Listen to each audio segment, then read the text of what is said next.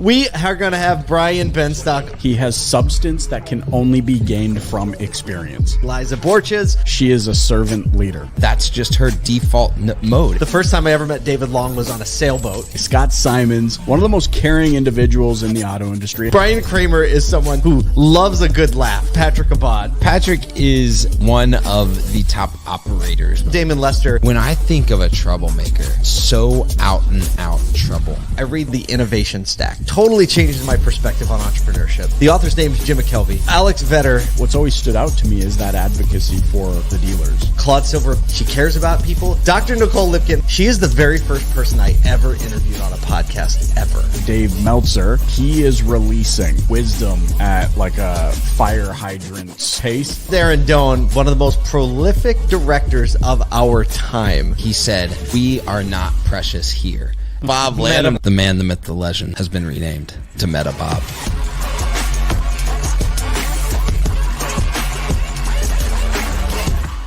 Welcome to Auto Collabs. Why are we recording? Are we rolling yet? All right, we had to start off Monday with the Auto Collabs trailer. I want to go back and do it all again, but we have some things to talk about. We'll talk about that a little more in a second. Smoke on the water, minority dealer numbers rising, and millennials staying close to home. Everywhere I go, the people really That was a mouthful for Monday morning. Yeah, that was like a false tongue twister almost. I didn't take a big enough breath. I didn't take a big enough breath. If you're just listening to the audio version, we just rolled the Auto Collabs trailer at the beginning of the live stream. Autocollabs.com is where you can get to the new podcast ASOTU is releasing, and it's Kyle, myself, and the one and only Michael Cirillo hosting a slew of conversations. And in the intro there, we just read through a bunch of the names that we're going to be doing, and you kind of get a feel for the energy and the vibe of that podcast. Episode 00 is live now, so you can kind of get an idea of what we're doing and laugh a little bit as well. Autocollabs.com. We just have to let you know because we're so giddy excited about it. I'm super giddy because, and not just that, but we have been and will be recording a ton of these conversations. And I'm just tuned in to myself as an interviewer. And I think that you and Michael are too in this, like, I've heard tons of these people I've either heard speak on stages or Clubhouse or podcasts. And my goal is to really like draw out some deeper conversation. I think we say that even in the podcast description, but the idea is to really dig into the thought leadership and understanding that these people are subject matter experts and really like pull that out. We'll probably do a little like, where are you from? Who are you kind of thing to introduce some newer people to the audience. But the reality is what we want to do is deep dive and get really timely to what's happening in the industry right now. And I'm just tuned up and keyed up for it. So, and I think one of the most exciting things for me is that everyone we interview is going to be in person at ASOTUCon, right? So I think that's like a really unique energy, is the fact that we're having these conversations, but we will be seeing them and hearing from them in person in less than 60 days from now. And that includes the dealers, the outside the industry folks, and all of our collaborators for ASOTUCon. It's our goal to introduce you to the people and the personalities and even some of the products that are going to be displayed there, so that when you get there, it's not the whole conference thing where everyone's got to scan a badge. There'll be no badge scanning. Everyone's got to, wants to do that hustle. No, when we get together, it's going to be like a big old family reunion, be familiar with each other and understand that we're all in this together. Like that's really what community is. No buzzwords here. So if you haven't got your tickets to ASOTUCon, get your tickets to ASOTUCon before they are gone. You can go to ASOTUCon.com. We have a lot more speakers and collaborators up there now, and it's growing every day. So you can go check out what the hype is about. And it's a good time to book some flights because flights direct to Philly right now are very reasonable from a lot of areas. Yeah. But you know the airline industry, you can't trust it as far as you can throw it. I don't know why I said that. The pricing. Where would you throw the airline industry? The pricing like, anyway, because obviously we trust it because we get in an airplane and we fly somewhere in it. So exactly. I would say there's higher than usual trust in an airline, but not the pricing. The pricing. Oh man, we're rolling the pod a little bit early today. I'm about to jump in a vehicle with Matt Lasher from the Wester Automotive Group, and we're driving Gary Vaynerchuk's new vehicle to him. So it's an interesting day. To say Why the not? least, you're Why like, not? and we're just driving Gary Vaynerchuk's vehicle to him, and which to which most say skirt, you know, what I mean? Which we are going to drive back the truck that he's been in that literally has concepted all the brilliance that he's concepted over the last 3 years happened in this truck. And I think it's super awesome. And obviously you have a long-term, longer time relationship with him and with the Vayner Media crew. So it'll be cool to kind of see that reunited. But what I also love is that this just speaks to what the auto industry provides to communities. Like it's deeper because the connection of someone in the auto industry allowed even a guy like Gary, like he didn't just happen upon whatever closest dealership. Like there was a relationship that you had formed and that you were able to link to a particular dealership and then bring together those parties. And that's like probably something that would have taken him a lot longer to get done had he just like gone to some random dealership and maybe the person didn't know him or anything like that. And so it's just so like true, man. Case in point for retail automotive. Because you talk about him being surrounded by a bunch of competent people, so dealing with like the controller and the COO, right? They still called somebody, right? You have this very, very competent organizations. Like, who do we know that we can call, right? Yep. And found out that it was me, and now I'm making 8 hours worth of driving.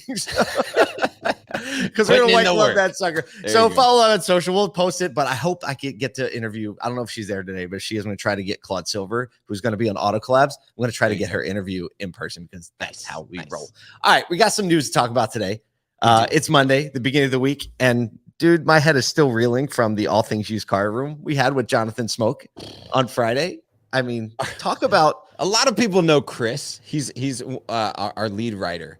And he messages me on Saturday and he goes, so I was trying to put into words what Jonathan Smoke said. It was great with words, by the way.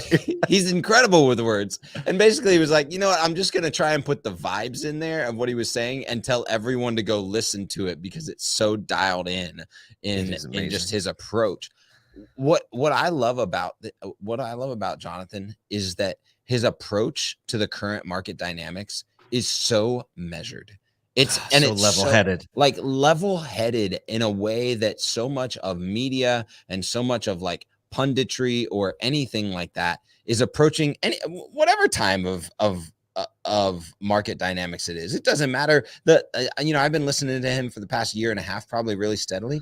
And it doesn't matter what time over the last year and a half he's been having these conversations. It's just measured and level headed and not like, woe is us, doom and gloom.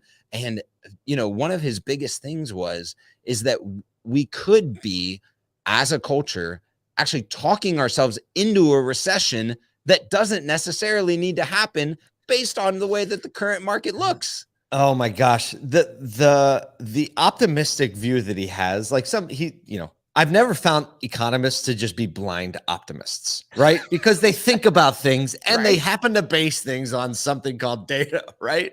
Exactly. But he says, most the popular indicator for a recession, the one that like pop culture throws out there, he said is actually not even close to the actual measure of recession. The popular, when people say we're in a recession, basically it means we've had 2 negative quarters of gross domestic product growth, 2 in a row. Then, you could overarchingly people say we're in a recession, but actually he says the recession is a broad economic decline. And he talks about so many things that I never thought about, obviously, but he talks about things like the fact that gross domestic product is measured in imports and exports. And the fact that so much stuff has been jammed up at port, it's been an import that has been stuck, not been able to get into the country. And then all of a sudden we started to clear the logjam a little bit. And then it looks like a flood of imports. It actually makes the economy look weaker when actually those things getting here are going to spur spending and growth. So he's like, it's a backwards accounting way to look at it. He also talks about things like the unemployment rate being strong, which is another broad-based economic indicator. And he says that gas prices going down. How much in the news 3 weeks ago was it was like gas prices up, gas prices up, nobody's talking about gas prices are down. I mean, in Nashville, that's interesting. They're like $1 down, literally. Really? Yes, we're not far that down we here. We were in the mid to upper 4s, and we're down to the mid to upper 3s right now. Here where I'm at, and so that's a massive swing. We were like just under in upstate New York. Anyway, we were just under $5 a gallon, and now on Saturday it caught my attention when I saw something in the 420s. So like 429. So it's definitely down here. 70, I mean, like 70 cents. That's for sure. Right. So that's another thing. He also says consumer spending and business investment is up in Q1. Also, two more very important indicators to indicate whether or not you're going into recession or not. Unemployment, we mentioned that already. He said certain industries are feeling some pain, like tech, right? There's some layoffs and there's some revenue declines and stock price dropping. He goes, but this is certainly not broad-based. And then for dealers in automotive going into the end of the year, he's saying, look, used cars are looking to remain incredibly strong.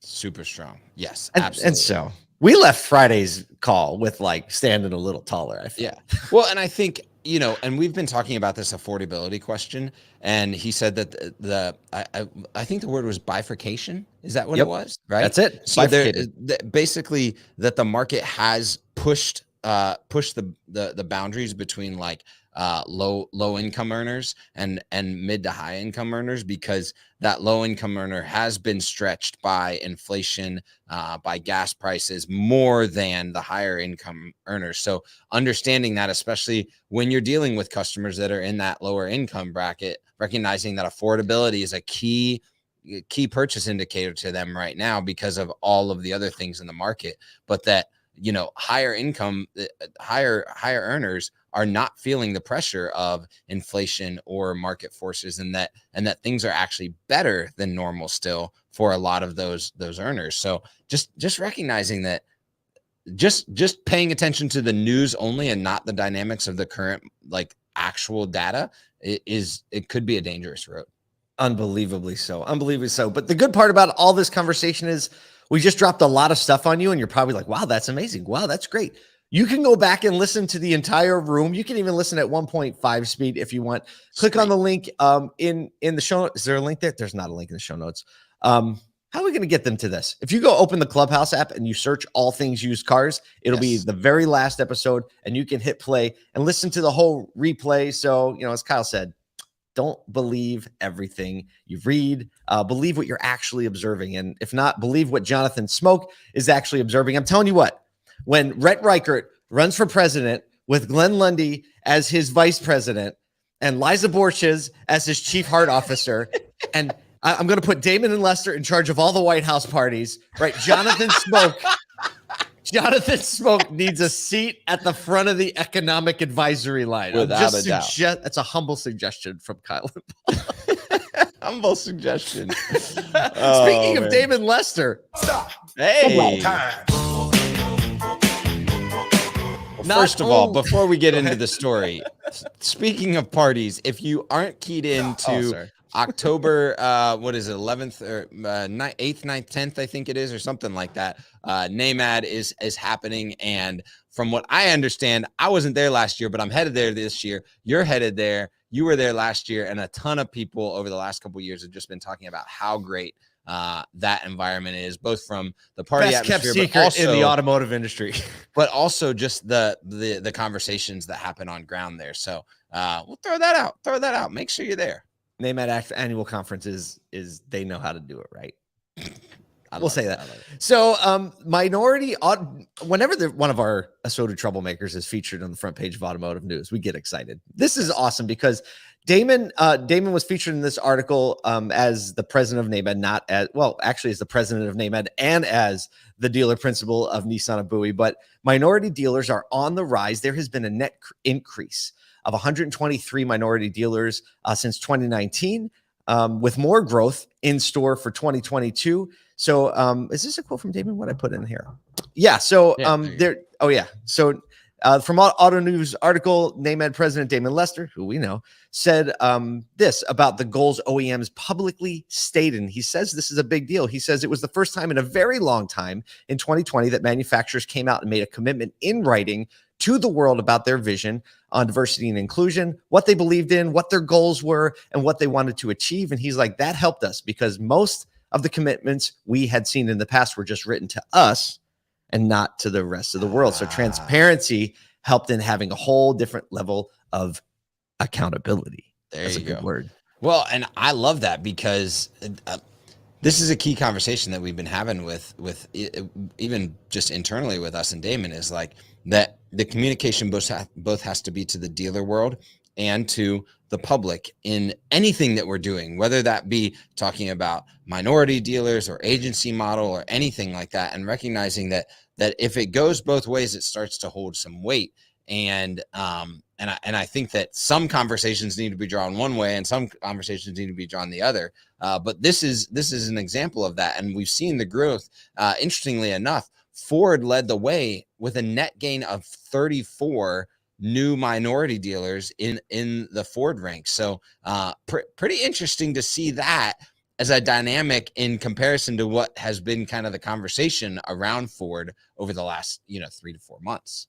Without a doubt. So according to the report, Asian-owned dealerships grew most last year with 62 new, now totaling 361. African-American stores rose by 27 to 292. And after several years of dormancy, Hispanic-owned stores were up 17 in 2021, up to 591. I looked at the chart and when the 2006 to 2010, whatever you want to call that thing, it was a recession, yes, and a bunch of other stuff. Minority dealers got crushed. They went down from 1,800 in 2006 all the way down to 875 by 2011. That's unbelievable. I mean, as a percentage, that's nuts. And they've been on the rise ever since. Damon, who, as many of you know, if you don't know, he became a first-time dealer last year. And he says that his advice to aspiring minority dealers, and I'll quote, "You don't have an opportunity to cherry pick your first one. I've been told no probably more than anyone else in the world. So you just can't take the no for granted. You have to stay true to what you believe in and what you know you can do." Look, on a personal note, he communicated some of the times where he got a no. Yeah. And I'll tell you what, the resolve it takes and the fortitude it takes to keep pushing forward and watch him just step into the Nissan dealer. And we're talking about a first-time dealer, not like I've been in the industry. He's been serving dealers, but he's a first-time dealer. And to watch him step into Nissan of Bowie and start making positive changes and seeing amazing results, it just gets me excited. And I think it should be motivational. And I think everybody in the industry should realize there's a huge resource that is just still largely untapped. Yep, absolutely. And I think if you are, whether you're a minority in automotive, or, you represent a minority in automotive or not, paying attention to what NAMAT is doing, and specifically Damon Lester, to encourage that conversation is something that we all should be doing because it impacts everyone across the board. I mean, when you're looking at 875 of 17,000 dealers in the U.S. being owned by a minority, that is a stark difference from the way that our culture looks outside of the dealership. For sure. And so, paying attention, listening, and looking at what's going on and what and being a part of NAMAT even is an important thing for our industry. Yeah, let's just say that if you can kind of start to inch your way closer to the NAMAT ecosystem, you will not be disappointed. There you go. You will not. And join us at the convention in October, because let me just tell you from my experience last year, I was like, I can't believe I never heard about this, because it's freaking awesome. Well, Paul, speaking of inching closer. Stop. Segue. Was that 2 or 3 for one episode? It's 3. That's Monday. Strong. Man, it's a Monday, so we're feeling it. Well, this one's crazy to me. So a research paper collab released last week from the Census Bureau and Harvard University reported 80% of young adults at age 26 had moved less than 100 miles from where they grew up, and only 10% moved more than 500 miles away. So the study was done on U.S. citizens that are aged right now between 30 and 38. So that's like my demographic. So right in the heart, the center of the millennials. They were trying to figure out, are these people moving further from home or staying closer to home? And what's interesting is that more are staying closer to home. And you had a really good point about this in the show notes about what that might mean for how brands need to need to measure their community impact, right? Without a doubt. I mean, we talk about in local brand building and local community development, and the community development is something that dealers, I think, take pretty seriously, but building a localized brand. And I'm not saying like Bob's Ford, I'm talking about understanding your community, making content, and doing things that actually move people closer to the feeling that you generate when you talk to them. This is just proof that it has a far greater residual impact than any dollar you're going to spend to get some AdWords or some search, right? Because you're not wasting those. So even getting those kids, like when they're kids and teens and preteens and becoming a part of their vernacular and their familiarity with the area is going to pay dividends longer and longer than you think. And this, this is just proof in the pudding, right? Like if they're not within 100 miles, it's saying they're moving most of them within 100 miles. And so I think we can effectively service an area within 100 miles of our dealerships. Well, yeah. And what's crazy is you can actually start to have a generational like brand impact on multiple layers of a generation if you're communicating to each. So no longer just segmenting and going like, here's our determined market, right? Because at some point, someone's going to phase out of that market and someone's going to phase into it. So understanding that all sides of the spectrum are important to communicate your brand is really important for any local franchise, and especially speaking in auto. I mean, this is a no-brainer to me to recognize like that people are staying closer to home. This is actually what's interesting is this is a move back to the mid 1900s where people were not moving far away from home, that the family nucleus was important in the mid 1900s. So recognizing that like someone could stay sticky to brand. I mean, this is how Toyota made their living in the 80s and 90s, right? No doubt. So that's coming back around. And hey, all those people are now like talented, young and enthusiastic workers, right? You want them on your team. They know the area, they have relationships, they have the friends. So I think any way you cut it is a win. We consider it a win that you spent a few minutes here with us this morning. Thank you so much. If you're not on the email list, go to ASOTU.com and get on the email list because we shoot this stuff out every day and we want you to be a part of it.